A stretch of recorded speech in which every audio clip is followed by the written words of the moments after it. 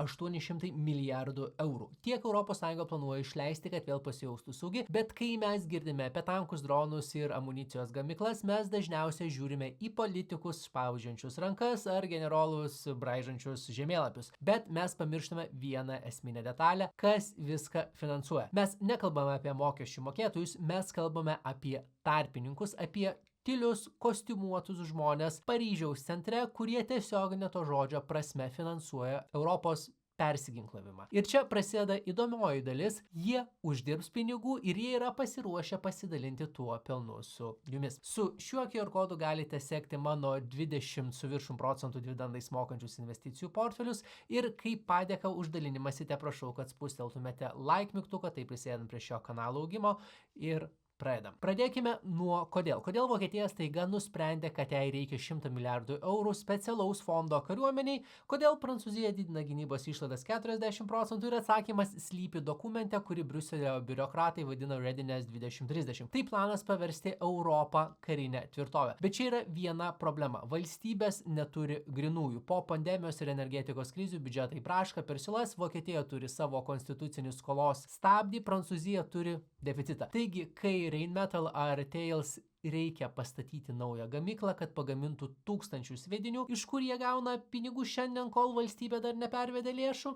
Jie eina į bankus, bet ne į bet kokius bankus, jie eina pas rinkos formuotojus arba pillar banks. Ir čia į sceną žengia milžinas, apie kurį tikriausiai girdėjote, galbūt net matėte jų logotipą per teniso varžybas, bet niekada nežiūrėjote į jį kaip į pinigų spausdinimo mašiną. BNP Paribas. Tai nėra tiesiog vieta, kur prancūzai laiko savo santaupas atostogoms Nicoje, tai yra milžiniška struktūra, kurios turtas siekia trilijonus, o pajamos diversifikuotos per kelis žemynus. Kai Freedom 24 analitikai paskelbė šią ataskaitą apie BNP, aš buvau skeptiškas. Bankai skamba nuobodžiai. Tai skamba kaip 2008, bet tada aš pamačiau, kaip veikia jų CIB, tai korporacinės ir institucinės bankininkystės padalinys. Kad suprastumėte, kodėl ši kompanija yra tokia galinga, turite suprasti vieną terminą. Market maker, lietuviškai tai rinkos formuotojas. Ką jis daro? Sakykime, aš turiu akcijas, kurias noriu parduoti ir yra Tomas, kuris nori šių akcijų įsigyti. Jeigu sistema veiktų taip, kad Tomas gali tų akcijų įsigyti tik tada, kai atsiranda pardavėjas, pavyzdžiui, aš, visa investicijų pirkimo sistema griūtų, nes įsivaizduokit, norite nusipirkti akcijų, šiuo metu jų niekas neparduoda arba norite parduoti savo turimas akcijas, fiksuoti pelną, bet nėra kas jų pirktų. Tai ką daro market makeriai? Jie užpildo šią spragą. Jie perka ir parduoda akcijas, kad rinkoje visada būtų patenkinta akcijų paklausa ir pasiūla. Ką market makeris už tai gauna? Jis pasiema skirtumą tarp pirkimo ir pardavimo kainos. Kai būna skirtumas tarp skirtingų valiutų pirkimo ir pardavimo kainos, taip egzistuoja skirtumas ir tarp akcijų pirkimo ir pardavimo skirtumo, tai vadinamas spreadas. Ir market makeriui yra visiškai nesvarbu, ar akcijos brangsta ar pinga. Jam svarbu tik tai, kad akcijos judėtų iš vienų rankų į kitas. Kuo daugiau akcijų juda, tuo daugiau market makeris uždirba. Tai jisai sprendžia didelę pasiūlos ir paklausos problemą ir iš kiekvieno pirkimo pardavimo uždirba nedidelį skirtumą. Ir kai Europai reikia 800 milijardų gynybai, tie pinigai turi judėti. Ir BNP Paribas yra tas tarpininkas, kuris stovi viduryje. Kasmet dalyvaudamas 10 milijardų eurų vertės obligacijų išleidimo. Jų CIB padalinio pelno marža siekia virš 40%. Pagalvokite apie tai. 40% marža iš korporacinių klientų yra tai, kas leidžia bankui generuoti milžinišką grąžą net ir esant sudėtingai ekonominiai situacijai. Tai ne bankininkystė, tai beveik technologijų kompanijos lygio efektyvumas. Gerai, geopolitikai ir bankai tikėtina jau darosi įdomesnė tema, bet kaip tai padeda mums uždirbti? Kodėl aš apskritai apie tai kalbu? Pažiūrėkime į Freedom 24 analitikų prognozę. Jie mato 28,15% augimo potencialą BNP Paribas akcijoms. Kodėl? Nes Europa yra vis dar išpardavime. Jeigu palygintume BNP Paribas su JAV bankais, tokiais kaip JP Morgan, Europos bankai yra nepadoriai pigus. JAV bankai vertinami 12-14 metų pelnais, taip rodiklis, o BNP Paribas vos 7-8. Tai reiškia, kad jūs perkate pelningą verslą už pusę kainos vien todėl, kad jisai registruotas Paryžiuje, o ne New York'e. Pasigilinęs į Freedom23 analizę, nusprendžiau panalizuoti kompaniją dar giliau ir galų galiausiai pats suinvestavau kelis tūkstančius, nes man asmeniškai augimo potencialas atrodo tvirtai, o po ko laukiu to augimo, gauti gan didelius dividendus pasyviomis pajamomis, man atrodo kaip labai geras variantas. Šias akcijas pirkau ir bendrai didžiąją dalį investicijų aš perku ir laikau pas minėtos analizės autorius Freedom23 brokerė dėl platformos patogumo ir nedidelių investicijų įsigijimo mokesčių. Jeigu kartais dar neturite Freedom23 paskyros, registracijos nuorodo aprašyme, naujai užsiregistravę investuotojai vis dar gali gauti iki 20 nemokamų akcijų dovanų, kaip bonusą susikuriant paskyrą ir pradedant investuoti. Akcijų vertė gali siekti $800 ir akcijos kodai ir sąlygos video aprašyme. Taigi, štai mano skaičiai. Aš investavau 2308,52 €. Lapkričio 7 dieną nusipirkau 26 akcijas už $1703,78. Tai buvo penktadienis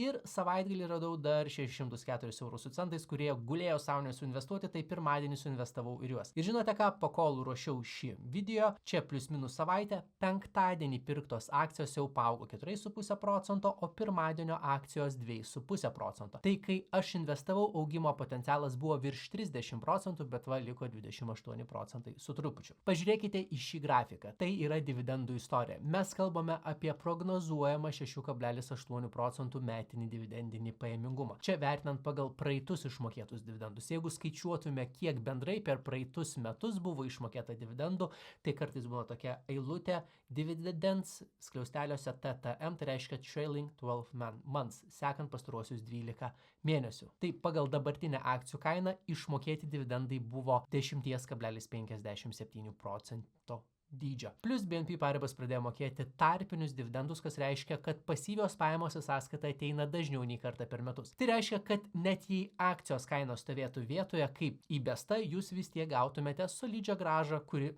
lenkia infliaciją dividendais. O pats akcijų įsigijimo procesas yra be galo paprastas. Tai atidarom savo Freedom23 brokerio programėlę, viršuje paieškoje rašom BNP Paribas, pasirenkame, spaudžiame prekybą, nurodome skaičių, kiek akcijų norim pirkti, iš karto mums paskaičiuoja, kiek suinvestuosime pinigų, patvirtinam, pateikiam, braukiam slaiderį į viršų, paleidžiam ir viskas. Matėte, tai užtruko trumpiau nei išsirinkti filmą vakarui Netflix'e ir tai ir yra esmė. Investavimas neturi būti sudėtingas, jums nereikia turėti 6 monitorių, rėkti į telefoną ir dėvėti petnešu kaip 80-ųjų filmuose.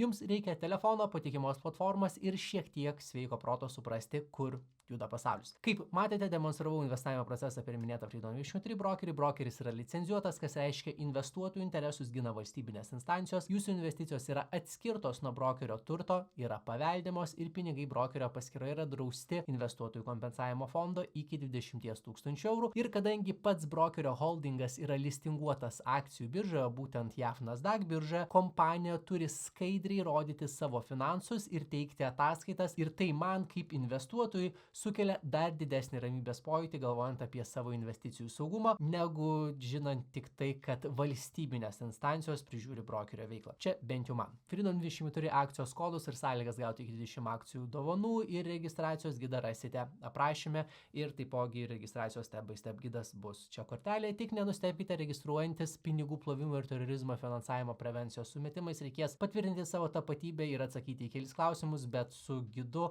padarysite tai per 5-8 minutės. Dabar pažaiskime su skaičiais. Tarkime, jūs sakote, Evgenijau, bet aš neturiu 2300 € investuoti, aš ne YouTuberis. Ok, tarkime, jūs galite investuoti 100 € per mėnesį, tiek, kiek kainuoja porą vakarienių mieste arba narystę sporto klube, į kurį vis tiek neinate. Jei investuosite 100 € kas mėnesį į tokias kompanijas kaip ši su vidutinė 8% metinė grąža, kas yra konservatyvų įskaitant dividendus ir augimą, per 20 metų jūs turėsite beveik 60 000 €. Iš jų jūsų paties įnešti pinigai bus tik 24 000, visa kita tai daugiau nei 35 000 € yra grynas pelnas. Tai palūkanos, uždirbti pinigai uždirba pinigus, palūkanos nuo palūkanų. Bet jei paimame Freedom24 analitikų prognozę ir darome prielaidą, kad BNP Paribas išpildys savo planą dėl efektyvumo didinimo ir Readiness 2030 finansavimo, rezultatai gali būti dar įdomesni. Mes nekalbame apie tapimą milijonieriumi per naktį,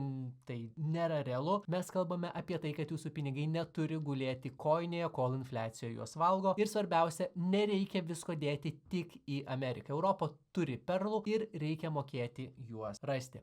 BNP Paribas yra būtent toks. Perlas tai gynybos pramonė auga, palūkanų normas vis dar generuoja jiems pelną, o dividendai eina į sąskaitą. Tai klasikinis value investavimas. Pirk tai, kas pelninga, bet laikinai nepopuliaru. Taigi, ar verta investuoti į europinius bankus? Tikrai ne visus, bet kalbant apie BNP Paribas, man 28% augimo prognozė pasirodė objektyvi ir mokami dividendai solidus, tai pakol laukiu gauti tiek procentų dividendais, skamba tikrai neblogai. Jeigu norite pamatyti, kaip ši mano investicija atrodys po mėnesio ar po pusmečio, visa tai viešai prieinama, paspauskite nuorodą aprašyme, užsiregistruokite Freedom24 ir pafollowinkite mano investicijų portfelį, tai nieko nekainuoja ir galėsite matyti mano 2 dviženklius dividendus mokančius investicijų portfelius. Taip pat pasimkite akcijos dovanų pradedant investuoti, su šiuo gidu užsiregistruosite per 8 minutės. Sėkmingo investavimo ir pasimatome kitame video.